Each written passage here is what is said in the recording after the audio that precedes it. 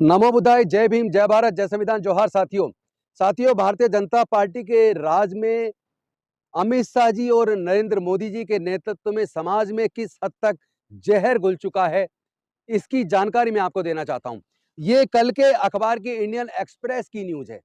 आप देखिएगा, इस न्यूज से पता चला एक लड़के ने दिल्ली के अंदर, मुस्लिम लड़के ने जो फार्मासिस्ट था, उसने एक हिंदू लड़की से स्पेशल मैरिज एक्ट में कोर्ट में शादी कर ली। शादी करने के बाद यूपी के शाहजहांपुर में जाकर वो अपने रिश्तेदारों को दावत देना चाहता था। रिसेप्शन पार्टी उन्होंने आयोजित उनके पेरेंट्स ने की और रिश्तेदारों को उन्होंने इनवाइट किया। तकरीबन 600 लोगों का खाना तैयार करके 600 लोगों को पार्टी के लिए इनवाइट किया।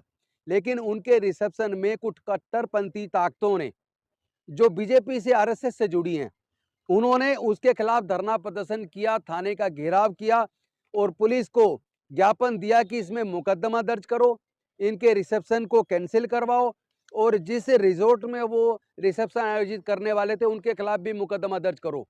और अल्टीमेटली दबाव इतना बना कि इस लड़के ने, जिसकी शादी का रिसेप्शन होना था, उसके परिवार ने रिसेप्शन पार्टी को ही कैंसिल कर दिया और 600 लोगों का जो खाना बनवाया था वो खाना बेकार चला गया।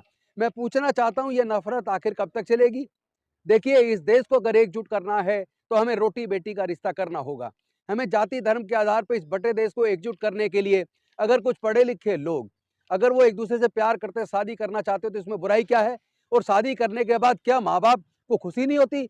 और खुशी में क्या माँ बाप अपने यहाँ रिसेप्शन नहीं देते? अगर वो रिसेप्शन दे रहे हैं, इसमें कौन सा नफरत फैलाने वाली बात है?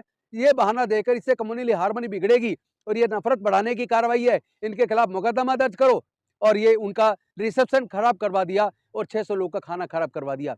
ये नफरत की आग आखिर इस देश को जलाकर राख कर देगी। ये नहीं होना चाहिए।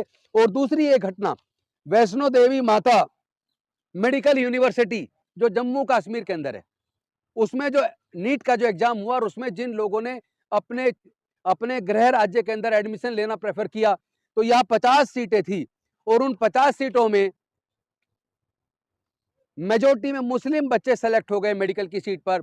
तो वहां भी कट्टरपंथी ताकतों ने, जो बीजेपी आरएसएस से जुड़ी ताकतें हैं, उन्होंने धरना प्रदर्शन करके उस मेडिकल कॉलेज की मान्यता को रद्द करवाने का प्रयास किया और अल्टीमेटली सरकार इस हद तक दबाव में आई, मेडिकल काउंसिल ऑफ इंडिया इस हद तक दबाव में आई कि उस मेडिकल कॉलेज की मान्यता को रद्द कर दिया। अब मैं पूछना चाहता हूं, क्या वहां कोई बेईमानी हुई थी? जब रिटन टेस्ट होता है नीट का, नीट में जो जो लिस्ट बनती है, मेरिट बनते हैं, मेरिट के आधार पर एडमिशन हुआ,